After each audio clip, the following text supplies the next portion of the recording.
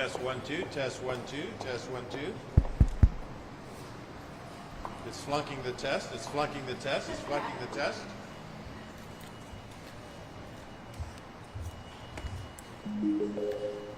And it's still not amplified. What kind of place you running here, Chief? This isn't our system. Okay. I think this is your system. We can go get it. Me, not.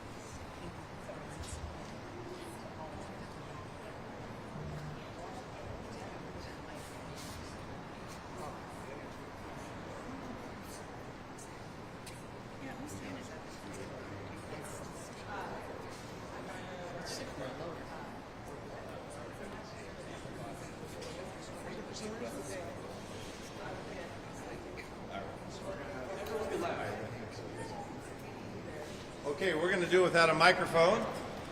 So good afternoon, everybody. Thank you for being here. We have some exciting news we want to talk about. And let me give you some logistics first. I'll speak, and then we will hear from, in this order, Council President Sarah Nelson, CARE Chief Amy Barden, Fire Chief Harold Scoggins, and then Lisa Dugard. And they will self-introduce, so I won't come up between the mics. And so let's sort of ground us in what we're trying to do. What we're trying to announce and describe for the rest of this country, and indeed this lovely city of ours, is what new modern policing looks like, what reimagining public safety for the 21st century should be and can be. So as many of you know, for generations, our system has relied on two pillars, police and fire. And one of my proudest accomplishments is adding the third pillar with the care department. We are, in fact, the largest city in the country with this kind of model where we present alternative, diversified responses and a co-equal community safety department, here to protect you. This represents our comprehensive approach to investing in both public safety and public health as two sides of the same coin and interconnected and not in conflict. I want to just take a moment to say many people that are from the nonprofit and the service community, I want to hold you up and acknowledge you. I would be remiss if I did not acknowledge a very good friend. And since we have the Apple Cup this week, that would be Lonzel Hill, and I know I'm embarrassing you, one of our UW superstars who went to the Saints and had a prolific career. He was not as good as his father, J.D. Hill, who also played in the league, but he had a pretty good career, my friend. And you are now, of course, at the Union Gospel Mission, so you represent sort of what we're trying to do, work with our community-based organizations, making sure we're giving the kind of responses that people need, particularly those that are in crisis. So thank you for being here, Lonzel. Our goal is ensuring that every neighbor in every neighborhood can count on the right response at the right time. So today, with the authority granted to the city by the legislature, I'm proposing a plan for nearly $40 million to double our care department responders, investing in proven solutions to help meet people where they are with care, compassion, and empathy. And I will solicit a round of applause when I just announced that. Thank you.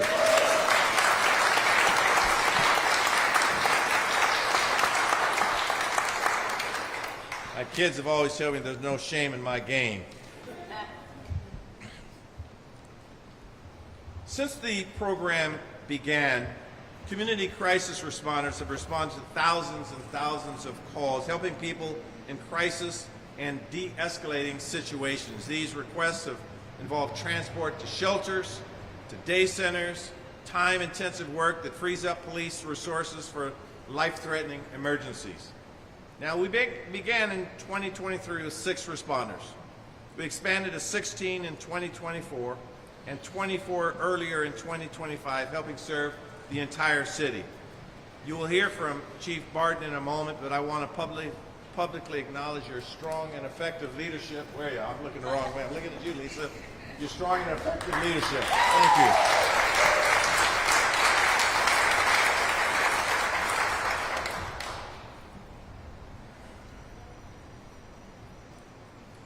So we're going to double the size of the team in 2026. Our plan for CARE is for responders to be directly and individually dispatched to help people in need with the appropriate and safe, low acuity crisis calls throughout Seattle.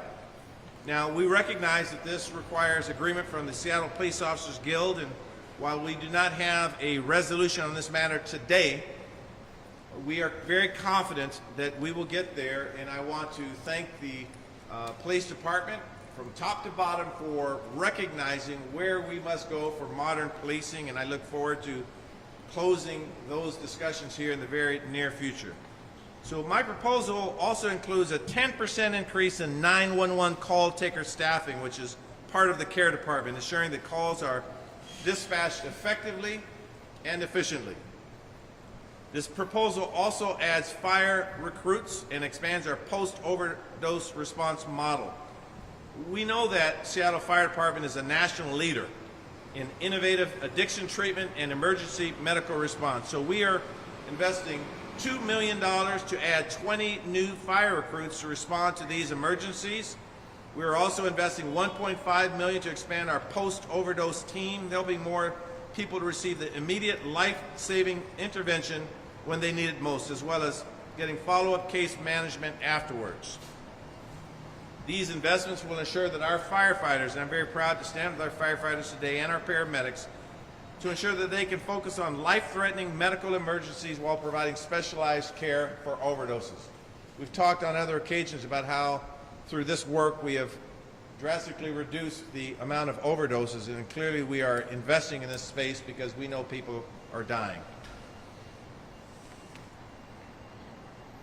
We're also responding to the crisis of addiction and overdoses with proven city programs and expanding investments in experienced community partners. And I want to recognize Council President Nelson here, who will speak here in a minute. She's been a champion for more treatment funding. She's put her life experiences and her testimony sort of on display in this work, and we thank you for that work, and we'll hear from you in a minute. We're investing $5 million in the LEAD programs, and you hear from Lisa in a minute, to ensure that people who need help, who want help, can access diversion programs rather than defaulting to incarceration. We all know the losses on the federal level and even on the state level, so this budget renews our commitment to this important program and maintains critical capacity for this work. We're also investing $1.2 million in DESC's ORCA Patient Outreach Division, their POD team. This is a field team of medical providers which provides life-saving treatment, follow-up care, and support for those in supportive housing and shelters, and many of you followed us to that facility, and it is truly a world-class facility. So these types of partnerships will ensure that people get connected to the right services, with the right approach, with the right response to rebuild their lives. And at the end of the day, that is exactly what we're trying to do. Our approach prioritizes treatment and recovery over criminalization, creating pathways out of crisis. So thank you for being here, and next you will hear from Council President Sarah Nelson to say a few more words on what we're doing today. Thank you.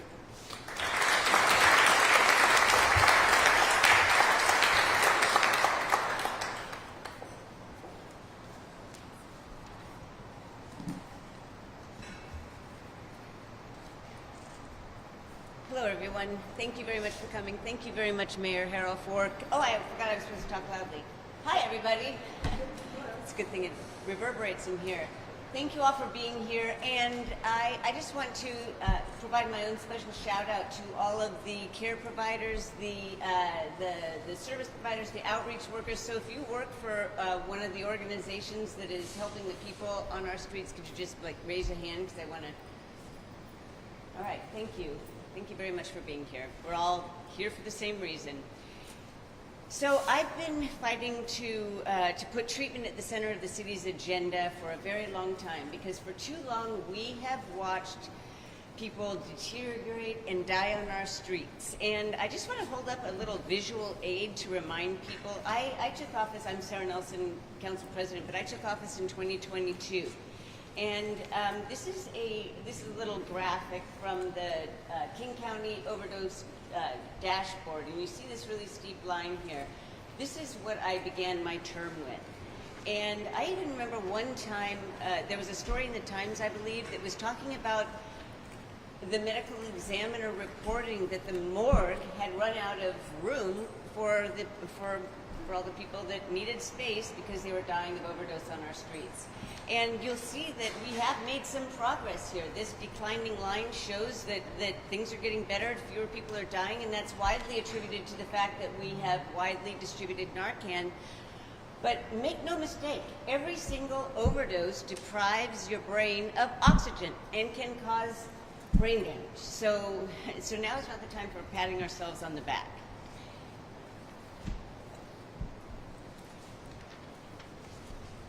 Last year, I think it was in July, a landmark audit was published and presented in my committee that inextricably links substance use disorder to public safety and chronic homelessness challenges that Seattle has been trying to deal with for a very long time. And that is proof that investing in treatment advances both issues simultaneously, solutions in both public safety and chronic homelessness, by preventing the cycle of homelessness, overdose, emergency room visits, and jail. That's why I pushed my pilot program enabling friction-free access to on-demand residential treatment. And for those of you who might not be aware, that's that's longhand for just plain old rehab. And I think that when Mayor Harrell was alluding to my personal experiences, he was hinting at the day in the months following. It was September 2020, and I just realized that I need to check myself into rehab for drinking. And I hadn't gone to AA meetings or anything like that, but I just decided I'm going to do the thing that I know would have the best chance of working, because my dad did it. He tried to stop drinking for pretty much his whole life, and he finally, he was pulled over, I think, on Cherry and 23rd one time, and given deferred prosecution. He went through treatment. I made that choice.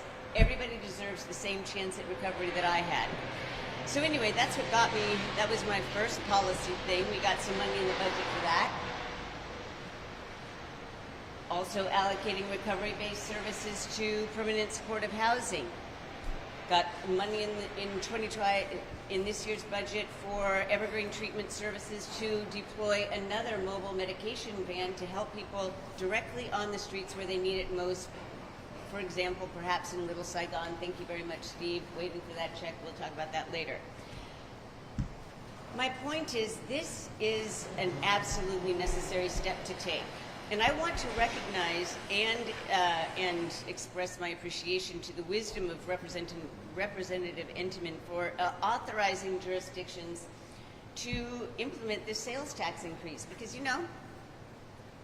it's never a popular thing to increase a regressive tax. But I have quoted her many times as saying, what we really want to do is make sure the programs we have in our communities around public safety include a larger definition of public safety.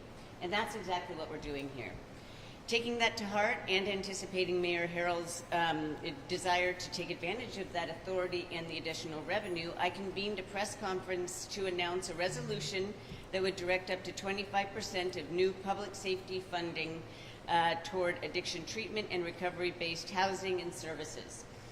That resolution was adopted unanimously in July, and I do want to say that joined with me on that stage was our three largest service providers: Evergreen Treatment Services, PDA, DESC, and then providers from really small shops like Hope and Chance in Belltown. Because there are so many resources in our city there are so many services in our city that need more resources. And there's more than one way one can get, I was going to say sober, there's more than one path to recovery, let's just say. Anyway, So that resolution passed and by council was unanimously adopted, and the list has about 10 or 12 investments that ideally could be funded through this revenue. You might be asking, why just 25%? And I'll just say that's what I thought I could get away with without the executive's active opposition, because I'm sure that there are a lot of different demands on our budget these days. Frankly, I think that 100% of this public safety tax should be allocated to funding a comprehensive plan for helping people who are in the grips of addiction, because we do not have a plan. And when I say plan, I'm talking about everything from diversion services to outreach, to treatment of whatever kind, to housing, ongoing counseling, etc. That's what we need. That's when you hear the term continuum of care, that's what we're talking about every step of the way. Anyway, 25% or 9 million is it's a drop in an ocean of need, but I will take it. I will take it, and that is why I'm standing here today to endorse this, because in the end, this is about using public safety dollars for public safety. When we invest in getting people off the streets and into treatment, we prevent crime, reduce emergency responses, and make every neighborhood safer, and that is smart public safety spending. So thank you all for being here, and thank you very much for allowing me to speak.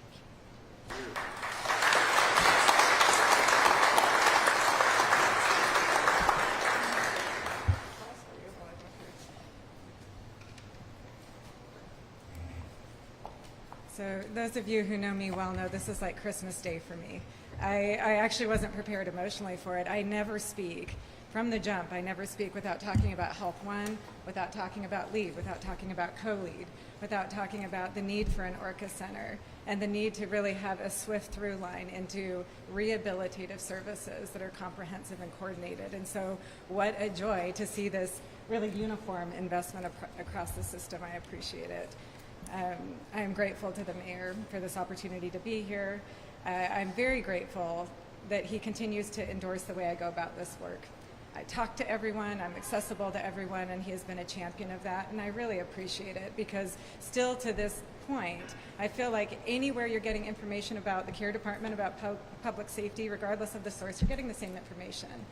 The press and the media have been so good to us in that regard, being accurate and being fair, and I'm just really grateful. I think it's a great public service. So today I want to remind everyone that we're not just talking about pilots and programs. The care department is a critical piece of a much bigger puzzle, and we are taking steps toward a much grander vision. The department does house Seattle 911. Some of my colleagues are here today. And that division, those first responders are no longer looked at as an obscure customer service center. You are the first responders. You have tremendous impact. You change lives. You save lives. And I thank you. And I thank the mayor for always acknowledging that. He's visited often. He speaks with a lot of knowledge at this point about that service. Next month, it will be 2 years since we launched that first pilot of only 6 responders working downtown.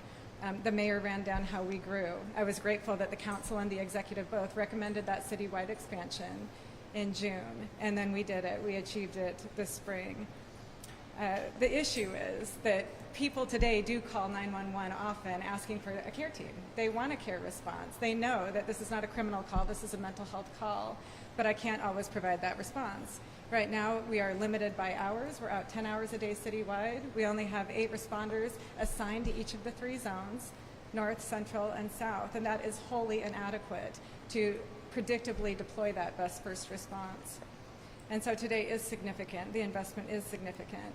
I want to remind you that the care responders are first responders. This is not mobile outreach teams. This is not care navigation. They're not CVI workers. This is different. They are adjacent to police and fire, going out prepared, skilled over police channels. And crucially, when the fire department goes out, if they approach a scene and realize they need law enforcement backup, they call it. Everybody's on the same radio. They can call for backup. They are unarmed responders. The care responders behave precisely the same way. And we have gone to thousands of calls without incident, which means we're getting it right in 911. We're sending them to the right calls, low acuity calls, I always say, where we don't think there's a public safety risk. But even should they be dispatched to a call where then we see that risk, they can just radio for backup. The other thing that's really significant about this integrated first response is that we can share records. That is a crucial change, a structural change. We are all interacting with the same neighbors all the time. We are. There's often a medical aspect to a call. Some of our fires still relate to behavioral health, the criminal aspect, and then, of course, the mental or behavioral health aspect. And so as we get to know people and actually track patterns of behavior, track, do we have a case manager? Have they been in services? That information is all protected in the CGIS environment, right? We're able to really provide for the protection so that we can consider people's anonymity and their right to privacy, but we also can coordinate. And ideally, if we thought somebody was into services and they were doing well and they pop back up in that police data, we should know how to redirect the person quickly. Now, nearly every day, actually it is every day, I get emails from community members who are struggling or who are worried about their neighbors or somebody in their family. I do respond to all the emails, I do. Sometimes I can't personally do anything, but I can at least validate the concern and know better how to advocate. A few weeks ago, a few downtown workers sent me a message describing a man who had been living on their block for at least 10 years. They described his arrest history, his behavioral patterns, and then stressed, we don't feel like we need law enforcement here, but this man does deserve help. He's getting older, he's getting sicker. Can there not be a more meaningful intervention? And they closed the email with, thank you for your attention to this heartbreaking matter. It is heartbreaking. By every measure, we live in one of the most wealthy and most educated cities in America. We are home to many of the greatest innovations in philanthropy and effective altruism. And yet we are also home to the Seattle process, which I've learned actually has its own Wikipedia page. The early definition was the usual Seattle process of seeking consensus through exhaustion. I know, it's funny / sad. In CARE, we rail against that. I have no time for that. We believe that every single neighbor is worthy of our best efforts, and we are to work with the same urgency that would motivate us if that was our loved one. So in response to those neighbors asking for help in that email that day, I reached out to the CARE team manager, Kat is here, I reached out to John Ehrenfeld, the Health One manager, and I reached out to Z, the clinical manager and police co-response, to see if anybody knew anything about this man or had established a rapport with him. Well, Z at Seattle Police did, and one of the officers knew this man and had a rapport. And within 24 hours, they had reconnected with him. They found and reconnected with him and referred him to really appropriate services at a nonprofit in South Seattle. That is how first response should work. That is how government should work. We must always, always prioritize people over process. The King County Prosecuting Attorney's Office recently contacted us to see if we might be open to being directly called upon by deputies in the jail if they feel like somebody is exiting in crisis. That sounded like a brilliant idea to me. And I immediately after a couple of my care responders were in the office and I asked them what they thought about that concept. And one of them said, Amy, I have personally twice encountered somebody sitting on the steps outside our office who had just exited jail and had no idea where to go or what to do next. I learned this week that a young unhoused person, really well known to both Seattle Police and the CARE team, was recently released from the jail. He went straight back to 3rd Avenue to buy drugs, and fortunately a police officer was there that recognized him and immediately called CARE. My CARE team went out. They learned the young man really just wanted to go home.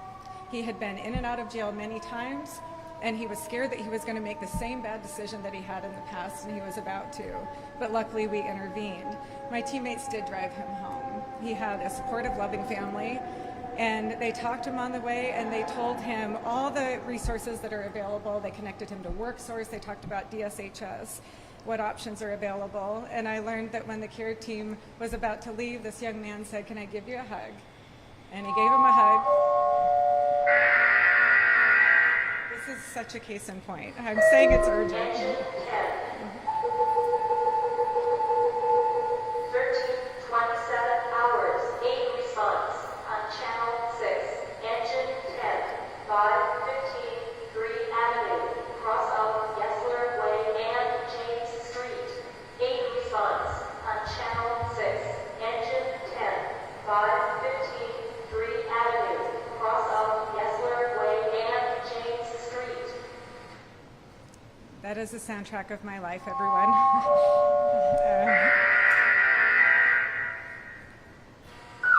Engine 10. 13:28 hours. Final response on channel 2. Engine 10. 2001 Ford Avenue. Cross out Virginia Street and Lenora Street. Final response on channel 2. Engine 10. 2001 Ford Avenue. Cross out Virginia Street and Lenora Street.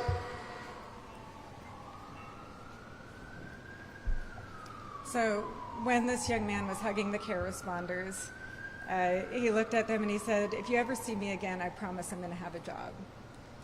And so I do bear witness to crime and crisis every day. I do listen to those calls for service every day. But I always remember that it is not the programs that help the people and break these cycles. It's always the people that break the cycles. In ethical terms, I'm what's called a compatibilist. And what that means is that I believe in agency. I believe in the power of personal choice. I believe in accountability. I believe in consequences. And then I also know that we all play the hands that we're dealt. And I know that sometimes those hands are brutal. And so I believe in compassion. And I believe in support and accountability. And I know that marvelous things happen when we get that balance of compassion and accountability right. So, Mayor, I continue to be really grateful to you for this job. I continue to think I'm such an odd choice for this job, and sometimes wonder why he thought of me for it. Except for one thing, I really do care. I do. I remember my first week in the department, long hours in 911. I remember feeling so personally the pain and the grief that I was witnessing. And I can tell you, it's a few years later, and I have not been at all desensitized to that. I stay acutely aware of the suffering. I can tell you overwhelmingly the deaths that I observe are preventable and they are avoidable. People who know me well know that I'm inclined to care about everyone, and I'm also inclined to sort of exhaust myself in service of a better tomorrow. My mom said early on, she said, Amy, just burn bright and be done. She doesn't really like me in the space because she knows she worries about the stress. But what I want to say today is that I'm not emotionally exhausted. I am inspired and I am focused, and that's primarily because I am not in this alone. I am not unique in that concern for others. I am shoulder to shoulder with you in the field, in service. Lonzel's nodding. I am shoulder to shoulder with Chief Scoggins, is one of the greatest men and leaders I have ever known. He is brilliant and he cares deeply. And he has introduced me to a lot of my other new heroes who are here represented behind me. I think about Riley every day, talk about John Ehrenfeld every day, and Roger. And so I want us to remember, it is budget season. You're going to hear me make a really tidy case for return on investment and why this is financially expedient, what we're doing. But really, what we need to do is treat the human suffering like the emergency that it is. We need to think about every single person as someone with limitless potential. Overwhelmingly, people can and do change. They can. There's very few people statistically who could not be completely restored. When you walk down 3rd Avenue or you walk on 12th and Weller, please think of that. Think about the potential in each one of these lives, and that a year from now they could be sitting here with us. And I have friends in this room today who were that person on 12th and Weller, 12th and Jackson. And so let's just dwell on that reality and design a system of first response and then of rehabilitation that will predictably create that reality. So thank you all for your support.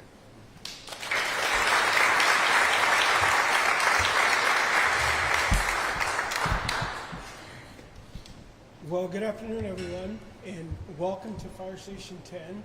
And you should probably know this is the busiest fire station in the Seattle Fire Department. So the alarms and lights will probably go off again. Amy, I apologize. But this is a busy place. Thank you to the captains here and all the firefighters for hosting us.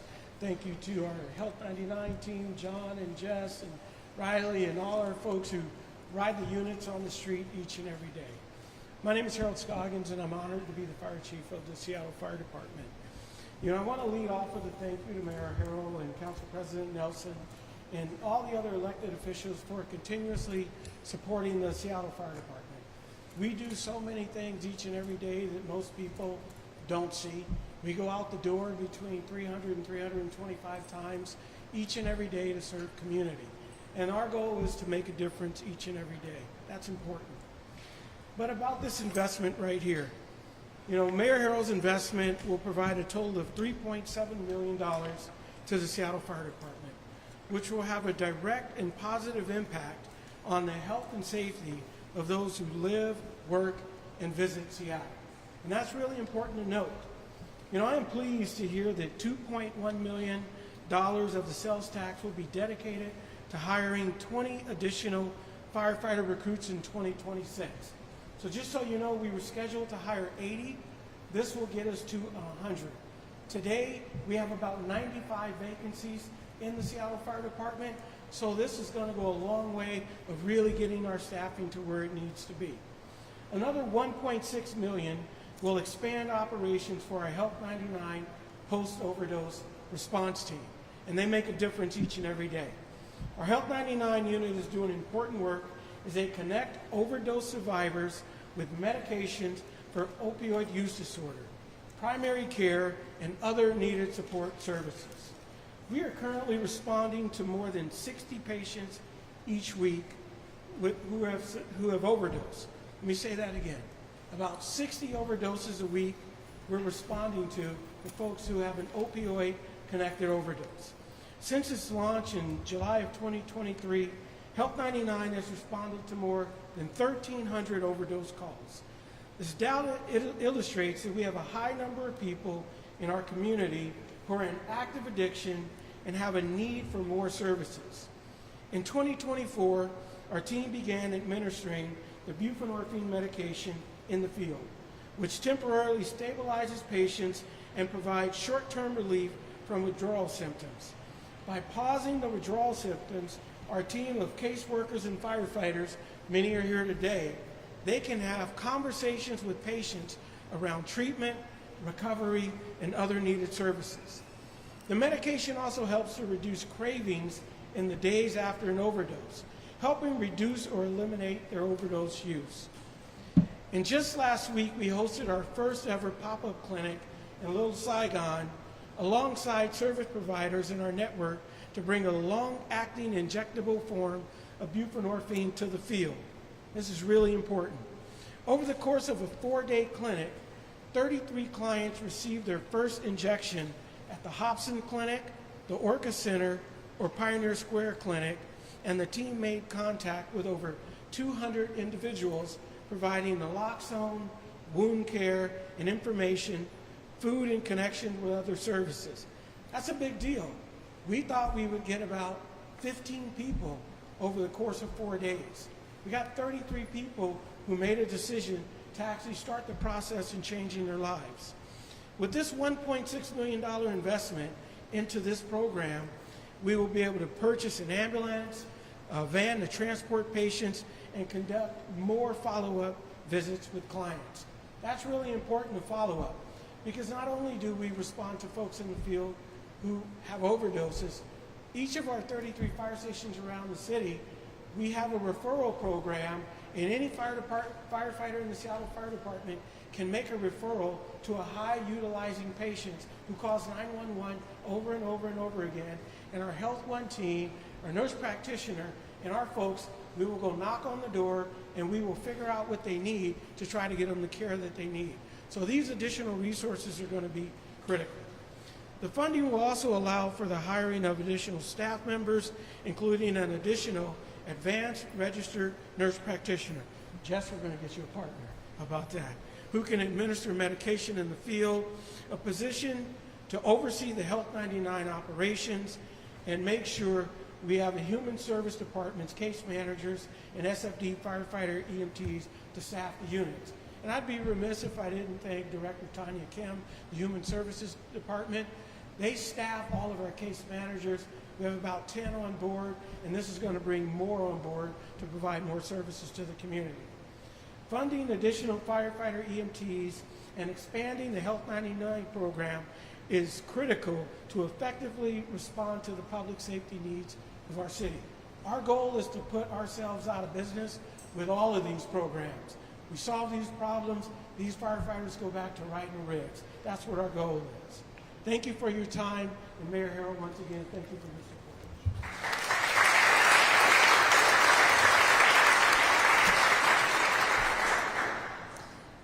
Good afternoon. I'm Lisa Dugard. I'm co-executive director at Purpose Dignity Action, PDA. We are the home of the project management team for the LEAD program, as well as the co-lead intensive case management shelter team. I want to start by really sincerely thanking you, Mayor Harrell, you, Council President Nelson, the Mayor's Public Safety Team, Chief Walton Anderson, Deputy Sarah Smith, Restoration Coordinator Leander Kraft are the folks I see here, for getting us here.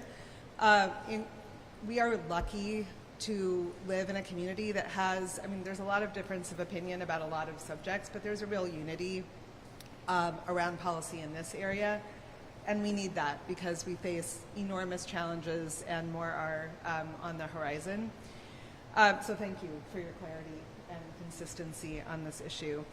The $5 million investment in LEAD, I think it's really important to say before everybody gets their hopes up overmuch, this is not $5 million in added capacity. Most of it is to backfill what would have been lost because we have been making do with one-time funding for several years. So there was about to be an enormous hole in 2026 that would have resulted in a step back in services and loss of staff capacity. So we'll be able to maintain LEAD referral capacity citywide, which was in doubt, so thank you, super important. And we will be able to take a modest number of high priority new referrals. We're not at scale, echoing Council President Nelson's point. This is a gallon in an ocean of need, not a teaspoon, but we are not moving backward, and that's incredibly important right now. Why is LEAD so critical? So the framework of LEAD is the coordination of many partners to provide a long-term recovery navigation path that is individually designed to meet the needs of the actual person. For people with complex needs, Amy's story about somebody who had a relatively quick turnaround solution, like wanted to go home, had a loving family. Some solutions are quick like that, but for most of our people, they're not. People don't have a loving family. In fact, they may be fleeing from an abusive environment and a long-term trauma. Have survived long-term trauma, often originating in the family or the foster care system. Anyway, they lack the recovery capital that makes for a quick solution. The solution is not quick and it's super complex. If you look at all the stories of people who have dealt with that level of barrier, which often includes long-term entanglement in the criminal legal system, many studies have found that the legal system is not just reflective of trauma and behavioral health challenges, but it perpetuates that, causes and makes it more difficult to recover from those conditions. So LEAD is a framework for turning that around and ensuring that there's a champion or a navigator who stays with someone, not for a few weeks, not for a few months, but typically for several years until we've really accomplished stabilization. And there are not words for how hard that is and how exceptional the skill level is of the team that accomplishes that. So Steve Woolworth, who's standing here with Evergreen Treatment Services, their REACH program is the largest of the LEAD case management teams. Absolutely extraordinary, best in class, best in the country. They're just basically hurling bodies at bureaucratic walls, and that's on behalf of their clients and participants. And that's under current conditions. We're about to see a real degradation in kind of the background systems of care. And so case managers' ability to be guerrilla fighters for their clients and to find solutions where really none exist are going to be even more at a premium. So our clients generally do encounter first responders constantly. And it is incredibly important that those first responders have somebody to hand long-term care coordination off to. They're not staffed to do that, but they need to be read into the plan. So integration of these teams is efficient, but it's also the way to make sure that we don't have the left hand and the right hand working at cross purposes. So LEAD is kind of like that gathering point and through point that can coordinate the plan, because we have an information sharing environment where participants have allowed case managers to talk to police, to talk to fire, to talk to care responders, and to talk to neighborhood leaders. Truly a unique environment, and it allows us to sort of all be pulling in the same direction. 2 more points. One, long-term case management is aligned with the SAMHSA, Substance Abuse Mental Health Services Administration recovery framework, which outlines that recovery is about more than just a transactional, like a medication, a sojourn in a treatment facility. It's about a safe place to live, connection to health, ongoing health resources, connection and relationship, and a sense of meaning and purpose in life and hope. So that's complex. One of the values of long-term navigation, though, is going to show up when we confront the changes to Medicaid eligibility that are slated for 2 years from now. If something doesn't change at the federal level, people on Medicaid who are otherwise eligible and cannot work, cannot be employed, are still going to have to certify their unemployability in order to maintain their eligibility for services, and that's going to have to happen every 6 months. That is intended to turn people off of Medicaid benefits who are eligible for them and who need them. At a policy level, that's bad policy and maybe it will be defeated, but until it is, how we survive that is case managers make sure to succeed in certifying people's eligibility for those benefits, maintaining access to funding for health care. That is the key to a lot of other recovery progress. So got to have long-term case management to accomplish that, and LEAD is the backbone for that strategy. Finally, I'm really excited to say that we are on, because this wasn't possible until this decision to stabilize the program and maintain it citywide. But now that that commitment is being made, we're able to relaunch with the current leadership of the Seattle Police Department a sort of LEAD 3.0, I think we would say, where we are training all the officers in the department on how to make LEAD referrals and how to do ongoing care coordination, so that we'll be able to work optimally in coordination with law enforcement. They do see our people, they're going to see our people, and that works well when they can pick up the phone, call a case manager, figure out what the plan is, and harmonize those responses rather than, again, working at cross purposes or sort of guessing at the right response. So thank you to SPD and to our policy leaders for making sure that we can continue to offer this coordination role. Thank you. Thank you, Lisa.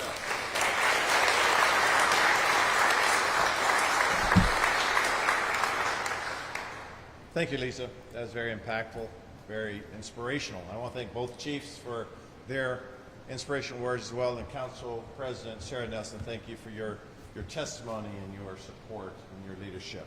And with that, I'll be more than happy to take a few questions. I'm going to ask my colleagues to get in the weeds to help me out a little bit. I'm never afraid to ask for help. So are there any questions? Erica. The MOU with the police department, I noticed the police department's not here today. MOU expires in December. How does, if care is expanding and becoming bigger throughout the city, how does that MOU continue to impact your ability to actually go out to calls without police, and what's happening after that? Yeah, so the main restriction in the current MOU is this dual dispatch design, which I loved initially. I thought it was a great way to pilot. It allowed us to really study the calls. If I'm sending police in a car, care in a car, are we getting it right? You know, I always heard in the beginning, what if a social worker gets shot, right? There was just that fear. It was not premised in anything scientific or evidence-based, but the fear was out there. I thought it was valid. And so I was very supportive of that initial design. Once we had been to 3,000 calls without incident, and I knew the officers loved it. I mean, I interact with the officers and sergeants, I'm sure more than anyone else, you know, who is not actually in that department, and I got feedback all the time, how useful it was. They want to do police work. And so I feel real urgency about it today, getting that expanded MOU. I do get along with SPOG. I get along with Mike Solon personally. I'm not in those negotiations, but I feel like his support is genuine. I saw the Seattle Times just published a statement to him, and so I'm confident that we'll get the expanded MOU. But even if we didn't, if we kept going to priority 3 welfare check and person down calls, Erica, they are around the clock. I mean, they are, I could have 85 responders and still not really be responding enough. We do on-views. So what that means is we're studying these crisis hotspots, and I'm telling the team, we don't want the call to come in. If you can prevent it, right? If you can proactively connect someone to services, that's true deflection out of the criminal justice system. I mentioned that MOU with the jails. That's a game changer. We know that folks exit jail every single day straight back into crime and crisis. It's nobody's body of work. There's never been a resource there to call. And so I feel like we've got tons that we could do independent of that MOU conversation. Would you add anything, Mayor? Less is more. I obviously haven't learned that, yeah. No, that was a good explanation. I don't have that yet. Yeah. Yes. So also in that rule, I don't know, it says that you only have 24 responders. So I think what we're seeing is that you're thinking about how this population is going and budgeting accordingly. Yeah. Are there other aspects of the budget that are going to also reflect those SPOG negotiations and that expected SPOG contract? Yeah, I want to clarify, the 24 responders, that is the team that is deflecting police calls. So think about a call that historically would have been handled by 911. There are tens of thousands of calls and needs for service all around the city that have never been police body of work. Think about the 988 system, right? 988 can also dispatch crisis response. Currently, they're doing that at the county level. And so trust me, I have 47 contingency plans. You know, there's no shortage of crisis, and there are a number of ways that we can operationalize this. 911, that's just one little part of the system, right? But again, you could give me hundreds of people and I would know what to do with them tomorrow without any impacts to labor or bargaining. Thank you. To follow up, would we also see the potential SPOG contract reflected in other parts of the budget, like for example, Seattle Police Department? So, just to level set, when I said less is more, we are in active negotiations, which means everything that I could say as the executive could be used in negotiations. And when you negotiate, you're always subjecting yourself to unfair labor practices. So, to answer your question directly, this is a budget announcement of a $40 million package. We have other announcements that are forthcoming in the next couple of weeks. And yes, there are other issues that affect the police department and the fire department that we will announce. And I am confident, as Chief Barton says, we're confident that this is aligned with the vision of the rank and file as well as the chief. And I feel confident that we'll be able to say more here in the near future. Okay, yes. Yeah, I'm just wondering how much of these funds are going to be diverted or set aside for clean and sober support, because, I mean, I've worked as a service provider here in Seattle for a number of years, and it sounds like a lot of the funding is going through the same sort of harm reduction environment, but I'm wondering about the people that are being served that actually want access to clean and sober, because that seems to be something that's been increasing over the years. Yeah, I don't know who would like to take that one. Okay. Are you are you with the press or just asking? No, Anxious to pardon? I feel like policy work with a consultant for different Okay, states that's around okay. the country, and I run a program inside of our school facilities here in Bellevue. Thank you for the question. Go ahead. I don't really have a specific answer. I'll just, so from what I remember, I haven't looked at the spend plan for a while, but my understanding is that the pot of money that goes to treatment does not define harm reduction or recovery based, both of which would say they are the other. But anyway, my point is that they are not defined.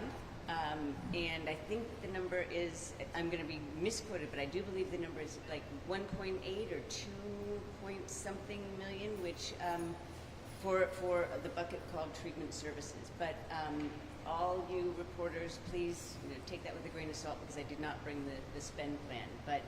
And it will, so it is, in answer to your question, that is not defined. I recognize the value of a variety of different approaches. So one of the reasons that I asked that is because I served hundreds of people. I worked for Catholic Community Services for a long period of time.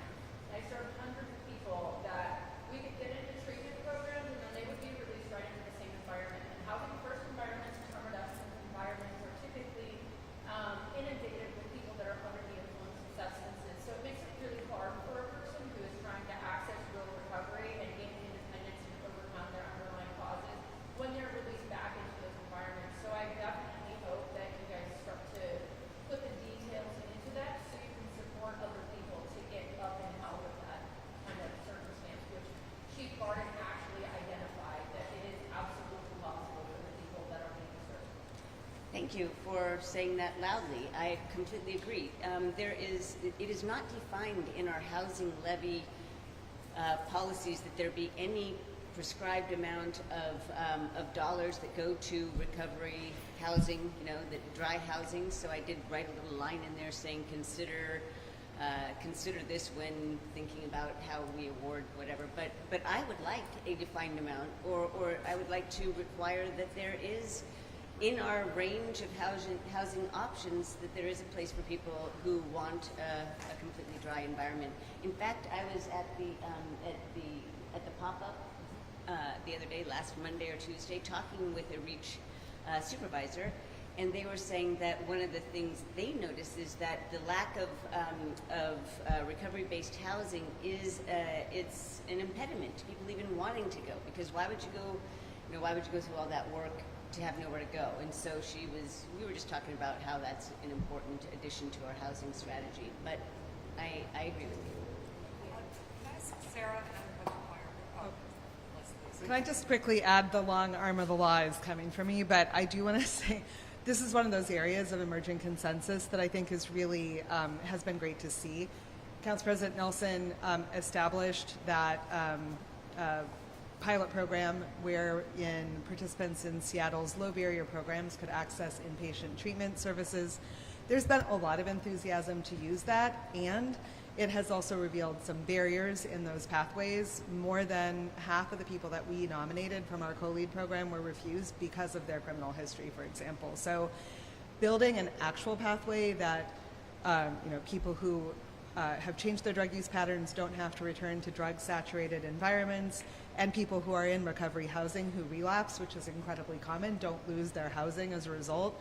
That's a policy integration that we really need to tackle together, and what I've seen is a relaxation of sort of tension around that, and agreement that's the current task before us, and very little disagreement about that. And I will add that of the announcements I made today, I believe $3 million are out for an RFP to look at best practices with respect to how we treat people when they're coming out. And I announced, I think last week, $170 million package for housing providers to stabilize them, affordable housing providers and permanent supportive housing facilities, because they recognize that a lot of their place there is rampant drug use, and we're trying to make it safe for everyone, people that are still struggling with addiction. So we recognize the plight that you've described, and thank you for your question. Are there any other questions? David? You're making your budget announcement on Tuesday. Council President Nelson mentioned the public safety tax. We haven't heard whether that's going to be included in your budget. Can you say anything about that? Are you what, the sales and use tax? Sales tax, yeah. That is this. These funds which have restricted use public safety wise, this is, I'm sorry, David, that was my opening line, so I must have buried the lead. So that is what this is about. And yes. About the treatment portion of this. I haven't seen what the exact final breakdown is, but it sounds like it's not 25% of the overall tax going to treatment. So I'm just curious. I was taking the lead and then a number of different, for example, the Thunderbird Treatment Center, I believe. So there's a tranche of services that I was referring to in resolution that that come to about 25%. But Yeah, I was just curious if this satisfies your request. You were talking about wanting it to be 100%. You know, I'm not going to split hairs. I just want to say that when, and I don't remember how much else is given to, but we have incredible need. And because of my subject position, if you want to talk about my own personal experience, because I see it as such a great need, throw all the money at this. But I recognize that I just have my own perspective. That's it. Okay, we thank you for being here. We're excited about these investments. We think as it is a best practice, we think that we are showing this country what real public safety means from a holistic standpoint. So I want to thank all of the community providers here. Steve, I see you over there, and I think Lonzel might have left, but oh, no, he's still here. Thank you, at least thank you. You were very inspirational as usual. Chief Barton, thank you very much. And everyone make it a great day. Thank you for being here very much.